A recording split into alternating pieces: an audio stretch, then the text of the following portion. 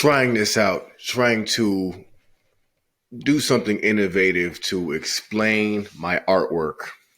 So hello, my name is Qyjon, artist's name, Qyjon the Icon, and this is one of my latest art pieces. I am currently on my Instagram page. If you're interested, Qyjon _. If you like this photo, you can go like it. It is available for purchase as well. So where I would like to start is at the bottom. At the bottom of this photograph that I created, this is a collage. I cut all these pieces out and put them together to make one photo. At the bottom of this, I put a baby. The baby is sleeping with angel wings. What that represents to me, the reason it's there, is the beginning of life, the innocence of life, and how innocent we all are when we are sleeping as babies. Next to that image, the roses are there to complement everything. The roses represent natural beauty. That's why they are there, because there's a natural beauty that comes with roses that does not exist within humanity. So the roses are there to entice you, to remind you of the natural beauty of things outside of government, outside of race, outside of religion. There's a beauty in nature. So that's the purpose of the roses, to tie everything back to that natural beauty. So the baby, the roses, and then next we have Kobe Bryant, who recently transitioned. The reason that I have Kobe Bryant there, whose eyes are closed, is because of what Kobe represents symbolically. Symbolically speaking, Kobe Bryant represents a dedication to greatness, a dedication to creation of your own legacy, a dedication to hard work. When you think of Kobe, you immediately think of championship level basketball, championship level human being.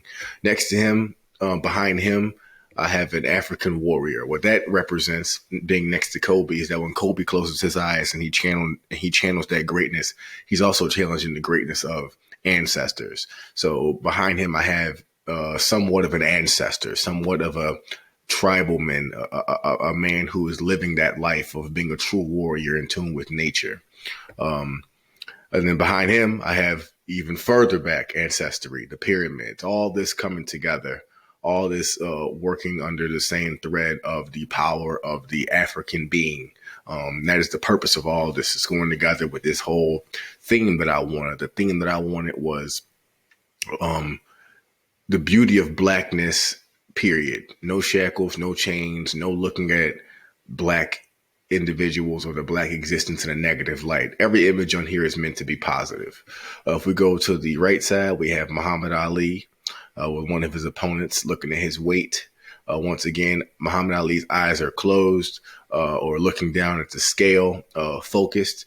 Once again, from a symbolic point of view, Muhammad Ali represents something that cannot be argued with. Muhammad Ali, we all know his famous sayings. We know what he represents to the black community and just as a human being overall. Next to him, I have, some black children just being children, being innocent. Right above that, once again, another leader, another man who represents something that is so powerful that it's hard to even comprehend what he represents symbolically. But I have Martin Luther King. Martin Luther King right behind Muhammad Ali, being a prolific figure in the black community. Then next to him, I have a man holding an Obama sign wearing a pharaoh headpiece. This is to encapsulate what it means to be black in its totality. So he's wearing the Pharisees or the pharaoh headgear, and he's holding a sign that says Obama, showing how blackness is so closely knit together, because we are all connected to each other, which is really why all this collage is also meant to represent, the connectedness of all that is black. So we'll go back to the left side.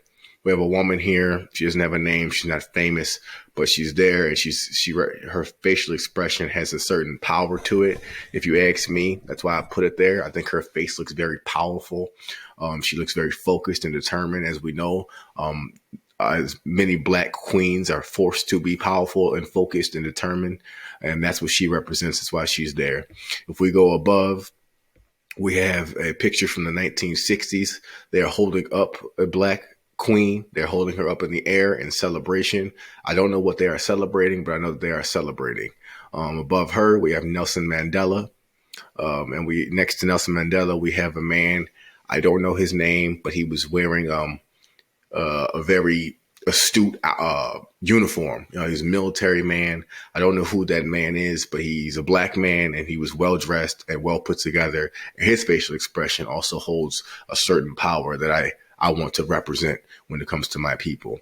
I have Nelson Mandela, who has his fist out, you know what I mean, praising the people and letting the people know to stay strong.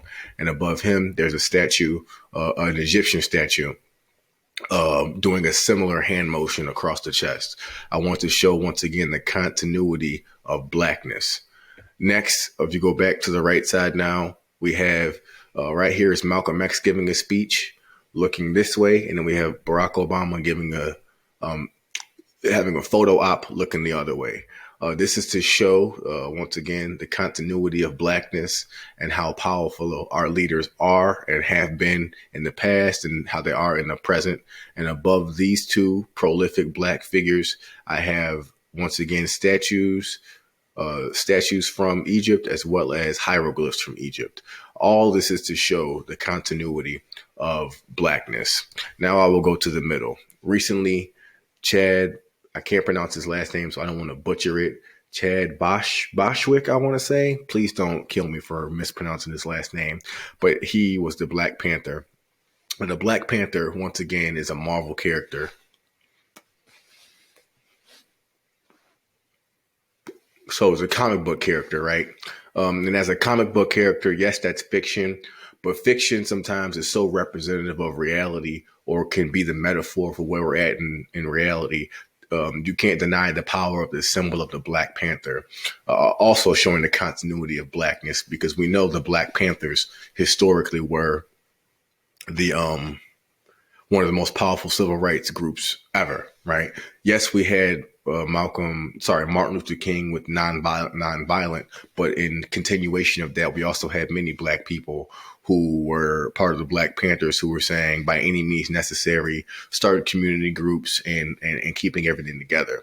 So the Black Panther is in the middle within the symbol of Africa, because where we're at now, that's the wave of now. The wave of now is the Black Panther, showing black power in a different light, in more modern terms, and pushing forward with everything going on, Black Lives Matter movement, and so on and so forth. That's why he is in the middle. And I will end it here. I'm not going to try to keep it short. The explanation is almost over. So the Black Panther in the middle, we have Kobe, Muhammad Ali, warriors, many other images within this showing the continuity of blackness. But what I would like to end it on is what it all comes together as. So the baby is sleeping, dreaming. As the baby dreams, all of this is within the consciousness of the black child. All of this, the pyramids, Martin Luther King, the focusedness of this lady, the celebratory nature of this moment, the power of Malcolm X, the scholarly nature of Barack Obama, the wherewithal and the strength of Nelson Mandela, the ability to make the pyramids, all of that is within the realm of possibility and potentiality of the black child. And as we go from life of the baby, the angel baby sitting there sleeping so innocently, we go to the top where we have a sphinx, we have a mummy, we have a pharaoh, put to rest, transitioned.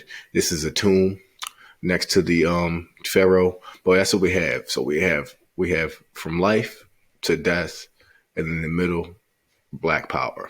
So I hope that my explanation has really opened your eyes, and I hope that you enjoy what I have created here. This is one of my favorite pieces because of the clearness of the point. I choose to explain my art, but my art also speaks for itself. You have your own interpretation of it, and I hope that my explanation only helps your own explanation. Thank you. It's been a moment with me, Qyjon Clark, the artist, and I hope you enjoyed. Thank you very much.